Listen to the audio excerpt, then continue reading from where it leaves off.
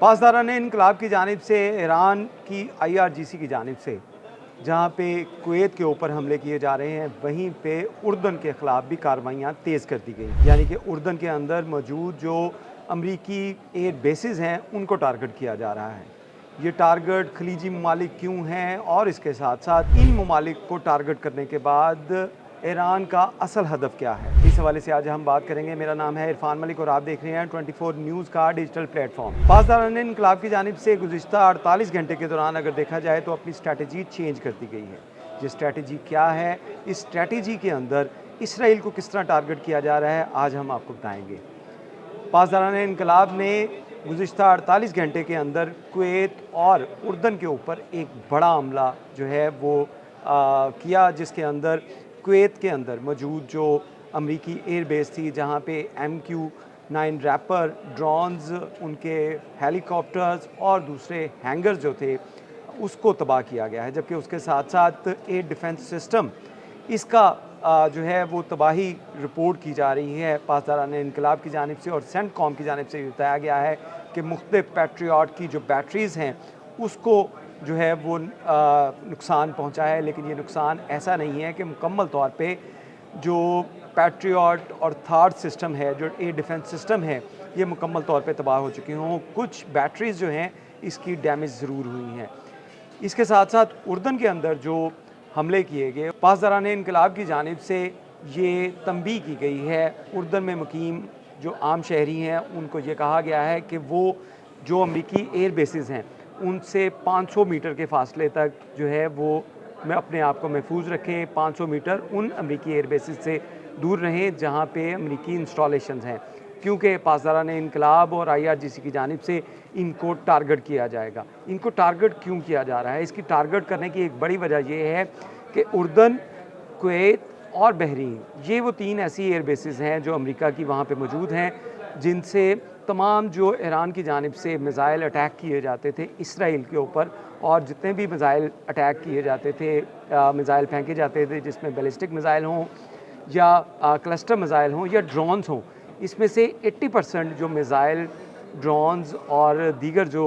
Ammunition था, इसको block किया जाता था कुवैत से,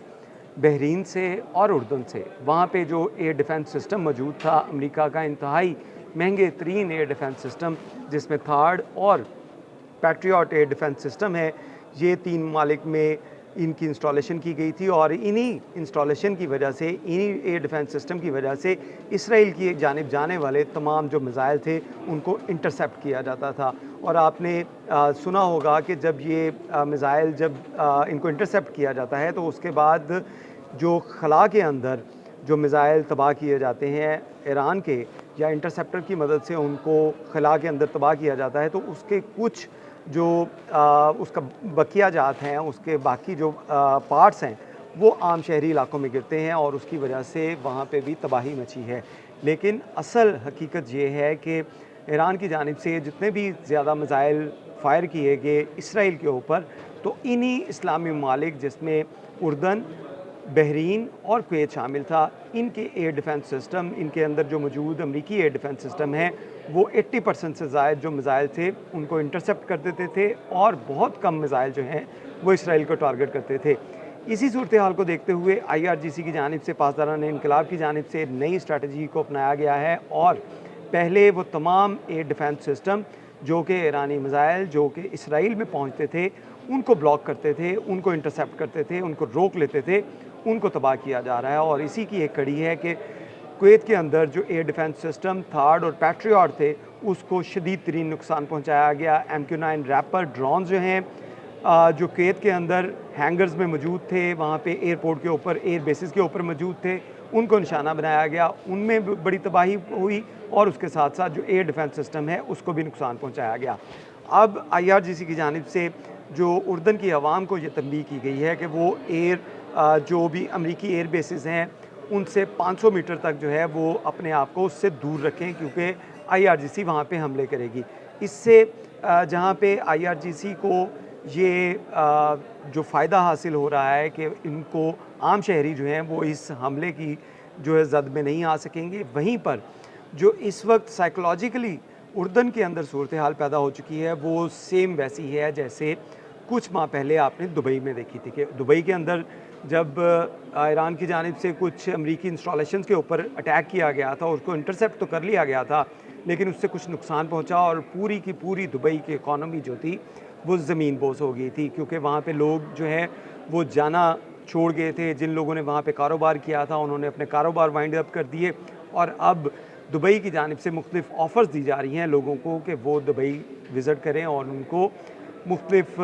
जो प्रमोशन दी जा रही हैं जिसमें 3,000 से ज़ायद रियाल जो हैं वो दिए जाएंगे। होटल की जो बुकिंग है उसमें कंसेशन दी जा रही है, एयर टिकट्स के अंदर कंसेशन दी जा रही है, क्योंकि उनकी इकॉनमी दोबारा बहाल नहीं हो रही। तो यही सूरत हाल अब कुवैत में पैदा की जा रही है। कुवैत के अंदर जिस तरह लोगों को साइकोलॉजिकली प्रेशर डाला जा रहा है, उसके बाद उर्दन की अवाम जो कि अमेरिका और इसराइल की काफ़ी हामी है, उनको ये बताया जा रहा है कि वो इन इलाकों से दूर रहें। उसकी वजह से उर्दन की अवाम में भी इस वक्त तज़ब्ज़ुब पाया जा रहा है। उर्दन की अवाम जो है वो अपनी हुकूमत से इसराइल और अमेरिका की हमायत को ख़त्म करने की बातें कर रही है। अगर उर्दन की बात की जाए तो उर्दन में 40% से ज़ायद आबादी जो है फ़लस्तीनी नज़ाद हैं, यानी कि फ़लस्तीन से जो लोग उनका इनखला किया गया, उनको वहाँ से ज़बरदस्ती निकाला गया या वो लोग खुद वहाँ से माइग्रेट किए, तो वो ज़्यादा आबादी जो है वो फ़लस्तीन की जो उर्दन में मुकीम है। तो उन्हीं लोगों की वजह से अब ज़्यादा हुकूमत के ऊपर प्रेशर डाला जा रहा है कि वो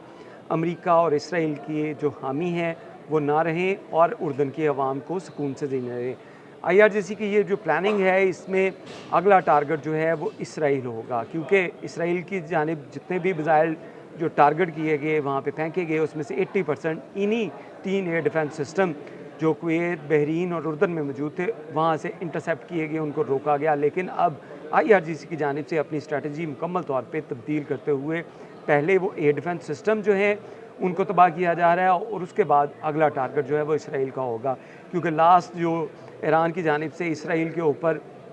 जो मिसाइल अटैक किया गया था वो 19 जुलाई को किया गया था। 19 जुलाई को भी उसको भी बहरा अहमर के ऊपर जो है वो इंटरसेप्ट कर लिया गया था और वो मिसाइल जो है वो भी जो इसराइल ना पहुंच सका। तो इस सूरत हाल को देखते हुए IRGC की जानिब से नई स्ट्रैटेजी जो अपनाई जा रही है कि पहले तमाम एयर डिफेंस सिस्टम जो हैं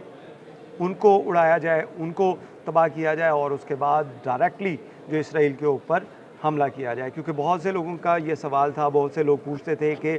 इसराइल के ऊपर क्यों बमबारी नहीं की जा रही, इसराइल के ऊपर उस तरह हमले जो ईरान बाकी खलीजी ममालिक के ऊपर कर रहा है वो क्यों नहीं कर रहा इसराइल के ऊपर। तो इसका एक वाज़ेह जवाब है कि इसराइल के हफाजत के लिए जो खलीजी ममालिक के अंदर अमरीकी एयर बेसिस हैं वो एक बड़ी दीवार थी, वो बड़ी रुकावट थी उन तमाम मिसाइल के लिए जो इसराइल की जानिब जा रहे थे, उनको इंटरसेप्ट कर लिया जाता था। लेकिन अब IRGC की जानिब से जो प्लानिंग अपनी चेंज की गई है उसमें अपने शाहिद ड्रोन या दीगर जो मिसाइल सिस्टम्स हैं उनकी मदद से वो तमाम एयर बेसिस, वो तमाम एयर डिफेंस सिस्टम उनको टारगेट किया जा रहा है जो कि अमेरिका और इसराइल की मदद से इन खलीजी ममालिक के अंदर इंस्टॉल किए गए थे और उसकी वजह से इसराइल उस तरह टारगेट नहीं हो सकता था। इसी सूरत हाल को देखते हुए पेंटागन की जानिब से भी एक अलर्ट जारी किया गया है कि अगर अमेरिका के जो एयर बेसिस के अंदर जो डिफेंस सिस्टम है जिसमें थार्ड और पैट्रियट इन तीनों ममालिक के अंदर इंस्टॉल किए गए थे, अगर ये मुकम्मल तौर पे डैमेज हो जाते हैं तो इनकी रिवाइवल के लिए, इनको दोबारा से इंस्टॉल करने के लिए 2 से 3 साल का अरसा दरकार होगा। तो 2 से 3 साल जो है वो ये तमाम ममालिक जो हैं वो एयर डिफेंस सिस्टम जो है इससे जो है वो इसके बगैर काम करेंगे और इन ममालिक को टारगेट करना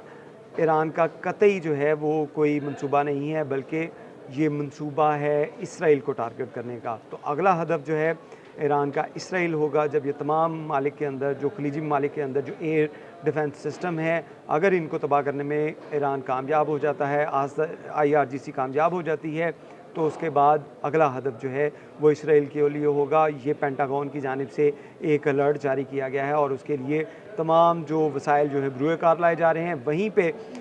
इस जंग को सीज़ फायर करने के लिए भी इक़दाम तेज़ किए जाने की उम्मीद है कि शायद ये अपने एयर डिफेंस सिस्टम बचाने के लिए और इसराइल को बचाने के लिए कुछ रोज़ तक सीज़ फायर भी हो सके। बहुत शुक्रिया।